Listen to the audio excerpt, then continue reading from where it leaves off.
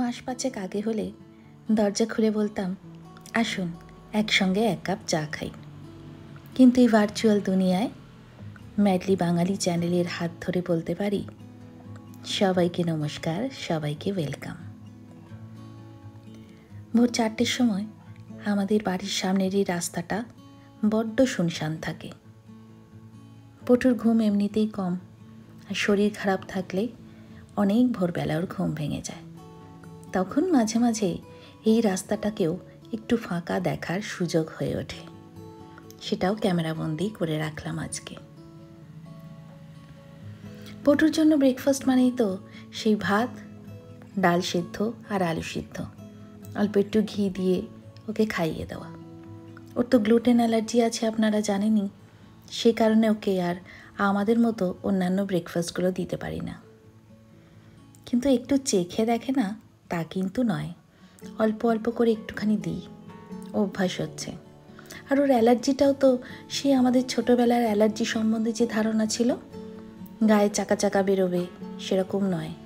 ওর allergy মানে একটু hyper activity বেড়ে যাওয়া আর কনসেন্ট্রেশনের একটা বড্ড প্রবলেম তৈরি হয়, এটাই ওর অ্যালার্জি। অল্প একটু ব্রেকফাস্ট করে নিয়ে পটুম্যান কিন্তু কাজে বসে গেছে।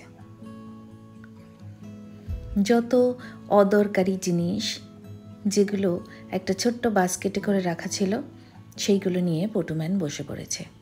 সেসব অদরকারি জিনিসগুলো বাস্কেট থেকে ফেলে দিয়ে প্রচণ্ড দরকারি কাগজের টুকরোগুলো সব জমিয়ে রাখছে বাস্কেটের মধ্যে।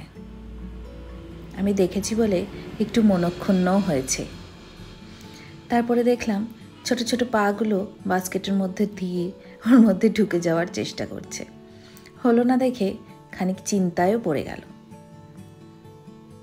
তারপরে দেখলাম আর একটু বুদ্ধি খাটিয়ে ওই বাস্কেটের মধ্যে মাথা দিয়ে ঢোকার চেষ্টা করছে এবার। মানে হেরে একেবারেই যাবে না ও, কোনো না কোনোভাবে ওর যেটা পছন্দ সেটাও করেই ছাড়বে। আপনারাই বলুন, পটুম্যানের এই অদম্য ইচ্ছা শক্তি দেখে আমি কি বেঁচে থাকার শক্তি পেতে পারি না? ওই তো আমায় প্রতিদিন শেখায় নতুন করে লড়াই করা।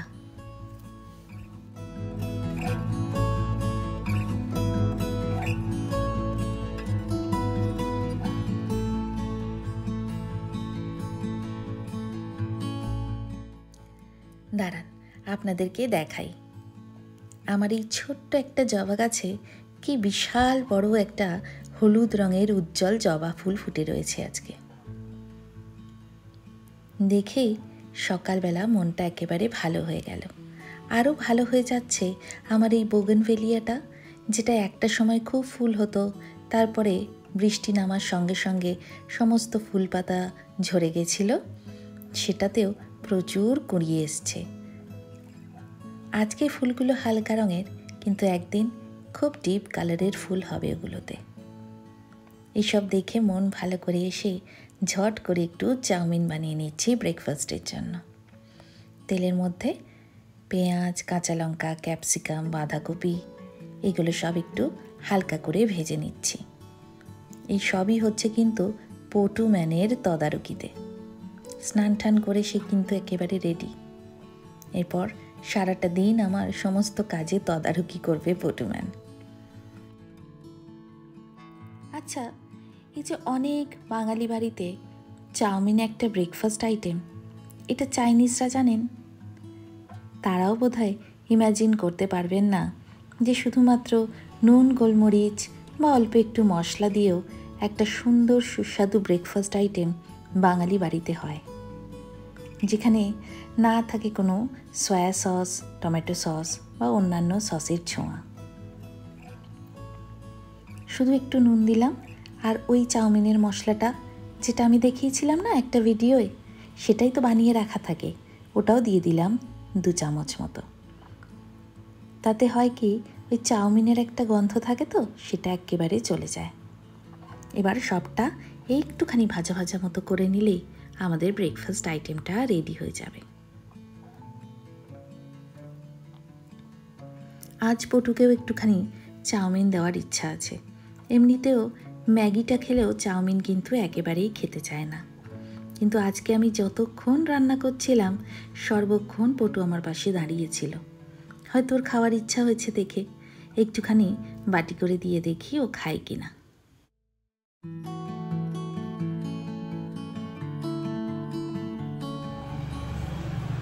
বাটিটাই না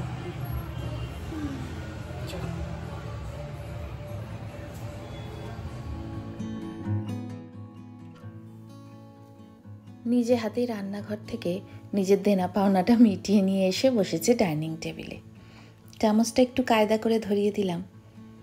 স্কুলে তো একা হাতেই খায় বলে শুনেছি, অন্তত টিচাররা তো তাই বলেন। তো বাড়িতেও দেখছি বেশ সুন্দর একাই খেতে পারছে। এই খাওয়ার সময় যে মুখটা একটু ঝুঁকিয়ে নিতে হবে সেটাও বেশ রপ্ত করতে পেরেছে দেখলাম। তবে চাউমিন চামচের থেকে বেশি হাত দিয়ে ঠেলে গুজে মুখে ঢুকিয়ে দেওয়া হচ্ছে। তা হোক, নিজের হাতে খেলো তো। এরপর চলে এলাম দুপুরে রান্না করতে। আজকে পাবদা মাছটা একেবারে আলু দিয়ে বড়ি দিয়ে পাতলা করে ঝোল করে নেব। সর্ষে বাটাটা আজকে আর করছি না, কারণ বাবা ছেলে দুজনেই সর্দিতে ঠান্ডা লেগে কিন্তু বেশ কাবু। সেই কারণে একটু পাতলা করে ঝোল করে নিচ্ছি। এতে একটুখানি বেগুন দিলে ভালোই হয়, কিন্তু বেগুন আবার ওরা দুজনেই খায় না, সেই কারণে শুধু আলু আর বড়ি দিয়েই করছি। পাবদা মাছ ভাজাটা একটা বিশাল কাজ। ফুটফুট করে ফোটেও, আবার ঢাকা দিলে নরম হয়ে গিয়ে ঝট করে ভেঙেও যায়। ওই যে পাশে দেখছেন গামলাটা রাখা, ওইটা দেখলে আমার শাশুড়ি মা প্রচণ্ড হাসেন। কারণ বিয়ের পর থেকেই উনি লক্ষ্য করেছেন আমার বড় বড় হাঁড়ি কড়াই, বড় বড় খাতা খুন্তি দিয়ে রান্না করতে নাকি বড্ড ভালো লাগে। আর সত্যি কথাই বলছি, আমার ভালো লাগে বড় বড় হাতা খুন্তি দিয়ে বড় বড় হাঁড়ি কড়াইতে রান্না করা। তা আমাদের ছোট ছোট ফ্যামিলিতে সেগুলোর সুযোগ খুব কমই থাকে। ওই কোনো আনন্দ অনুষ্ঠানে বাড়ির লোকজন বন্ধুবান্ধবরা এলে হয়তো বিশাল করে কিছু রান্না করা হয়, নইলে তো এই দুজনের ছোট্ট কড়াই আর তাতেই 4টে বা 6টা মাছের ঝোল। আসলে আমি না অনেক ভাই বোনেদের মধ্যে বড় হয়েছি। ঠিক জয়েন্ট ফ্যামিলি ছিল না আমাদের, তবে বলতে পারেন মানে পাশাপাশি বাবা কাকা জ্যাঠা সবার ঘর পরপর। আর হাঁড়ি আলাদা হলেও আমাদের বেড়ে ওঠাটা একেবারে একসঙ্গে ছিল। ছোট ছোট ভাই বোনেদের সঙ্গে খেলা, তাদের সঙ্গে খেলনা ভাগ করে নেওয়া, বড় জাটতুতো দাদার শাসন, অঙ্কনা করে আসতে পারলে বকা দেওয়া, এগুলো তো ছিলই। আর তার সঙ্গে ছিল জেঠিমার ঘর। ওই জেঠিমার ঘর ছিল আমাদের সমস্ত ভাই বোনেদের একেবারে রাম রাজত্বের জায়গা। নিজের ঘরে যা খুশি তাই করো, কিন্তু একটা টাইম আমাদের বাধা ছিল জেঠিমার ঘরে গিয়ে অত্যাচার করার। তার সেই চমন বাহার চুরি করে খেয়ে নেওয়া, সাজের জিনিস ধ্বংস করা, অথবা জেঠিমার প্রত্যেক দিনের দুপুরের খাওয়ায় ভাগ বসানো। তাই জন্য বিয়ের পর থেকেও আমার শাশুড়ি মা হয়তো লক্ষ্য করেছেন যে আমিও ওই বড় বড় হাঁড়ি করা, অনেক লোক আসবে, অনেক রান্না হবে, এই ব্যাপারগুলো খুব ইন্টারেস্টেড ছিলাম।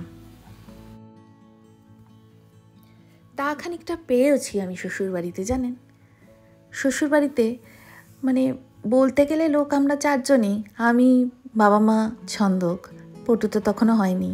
কিন্তু আমাদের বাড়িতে কিন্তু প্রচুর লোক আসতেন তখন। তারা আজকে কেউই আর বেঁচে নেই। সেই ছন্দকের বড় পিসি, আমার শ্বশুর মশাইয়ের পিসি, যাকে আমরা ছোটদি বলতাম, উনিও চলে গেলেন কিছুদিন আগে। এনারা সবাই আমাদের বাড়িতে আসতেন, কিছুদিন থাকতেন, একসঙ্গে খাওয়া দাওয়া, সর্বক্ষণ একটা গল্প গুজব, একটা দারুণ ব্যাপার। ভাই ফোঁটাতে আমার সমস্ত পিস্তুত ভাসুরদের আসা, তাদেরকে ফোঁটা দেওয়া, একটা জমজমাট ব্যাপার ছিল। সে যাই হোক, জীবন যখন যেমন তখন তেমনই মেনে নিতে হবে। দেখুন, আপনাদের সাথে গল্প করতে করতে পাবদা মাছের ঝোলটাও রেডি হয়ে গেল।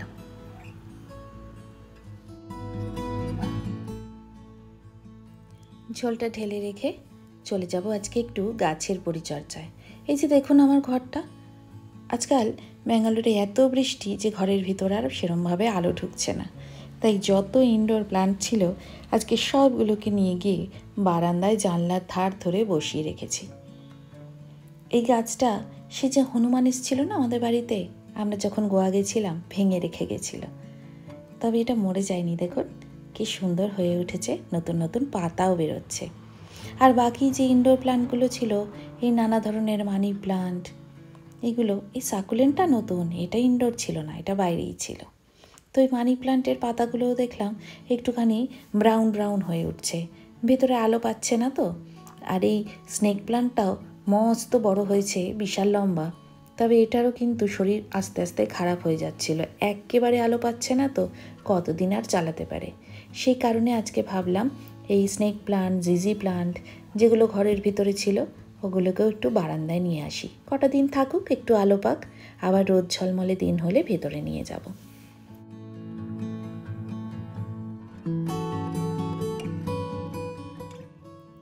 এবার দুপুরের খাওয়া দাওয়াটা মিটিয়ে নিই।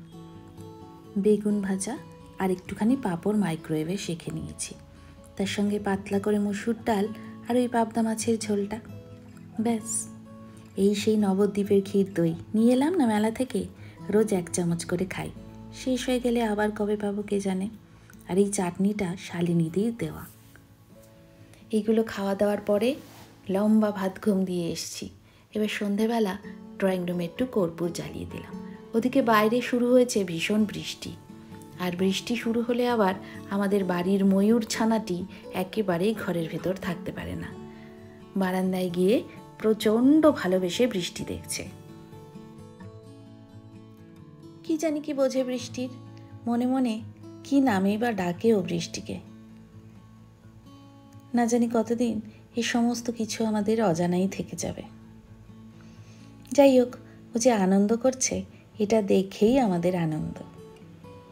যারা যারা পটুম্যানকে বড্ড ভালোবাসেন বুঝতে তো পারি কমেন্টে, তাদেরও ভালো লাগবে আজকে পটুর এই বৃষ্টি দেখা দেখে। আর ইনডোর প্ল্যান্টগুলো অবধি একেবারেই জল পৌঁছাচ্ছে না।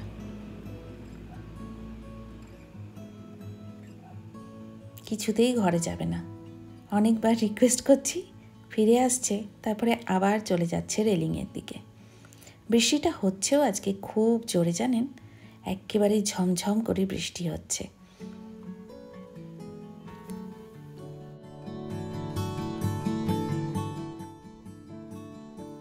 এবার পটুম্যান বসেছে পড়াশোনা করতে। কান টান খুঁচিয়ে পাটা চুলকে কোনো মতে যতটা ডিলে করা যায় আর কি, কিন্তু শেষ রক্ষা তো হলো না। লেখা পাতাগুলো উল্টাতে উল্টাতে সাদা পাতা খুঁজে পেয়ে গেল, আর সাদা পাতা থাকলে সেটা আবার লিখে ভরিয়ে ফেলতে হবে। এই নিয়মটা পটু এতদিনে বুঝে ফেলেছে। নানা রকমের কান্নাকাটি, মান অভিমান আর লেখাপড়ার পরে দায়িত্ব পড়েছে আবার ব্যাগ গুছিয়ে রাখার।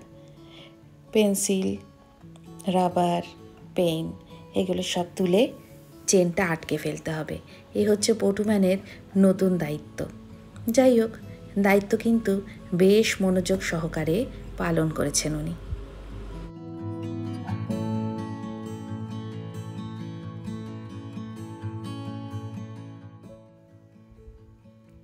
আপনারা যারা পটুম্যানকে খুব ভালোবাসেন তারা প্লিজ কষ্ট পাবেন না এটা দেখে। এটা আমাদের স্পেশাল চাইল্ড নিয়ে বেঁচে থাকার একটা অঙ্গ বলতে পারেন। ওদের নানা ধরনের না স্টিমিং থাকে, এবং যেটা ওরা নিজেরাও কন্ট্রোল করতে পারে না। কারুর বা হাত ঝাঁকানো, কারুর বা নিজের হাতের চামড়া ঘুটে ফেলা, এই ধরনের। তো পটুম্যানের নতুন একটা স্টিমিং হয়েছিল, হাতগুলো, দুটো হাত একসঙ্গে বাড়ি মারা বা নিজের দাঁতের মধ্যে বাড়ি মারা। সেই কারণে স্কুল থেকে বলা হয়েছে হাতে কিছুক্ষণের জন্য ব্যান্ডেজ করে রাখা। এই ঘন্টা 2 রাখি, আবার খুলে দিই। তো পটুম্যান ওটা বেশ ভালোভাবেই মেনে নিয়েছে। একটু রিকোয়েস্ট করে, আমায় একটু আদর করে হাতটা দেখিয়ে দেয় খুলে দেওয়ার জন্য। তাই জন্য একটু ওর পছন্দের গান চালিয়ে দিয়েছি, তাতে বেশ ভুলে গেছে। সন্তানের ভালোর জন্য সন্তানের কাছে খারাপ হননি এরকম বাবা মা বোধহয় পৃথিবীতে নেই। আমরা বেশি কিছু করছি না, এটা সারা পৃথিবীর সব বাবা মাই করে থাকেন। এই নিয়ে কিন্তু আপনারা প্লিজ দুঃখ পাবেন না। পটুম্যান ভালো আছে, আর পটুম্যানের ভালো থাকার জন্য আমরাও যেমন আছি আপনারাও সবাই আছেন আমি জানি। আজকের ভিডিওটা এখানেই শেষ করি কেমন? সবাই খুব খুব ভালো থাকবেন, পটুম্যানকে খুব ভালোবাসবেন আর আমাদের পাশে থাকবেন। খুব তাড়াতাড়ি আমরা ফিরে আসব আর একটি নতুন দিনের গল্প নিয়ে।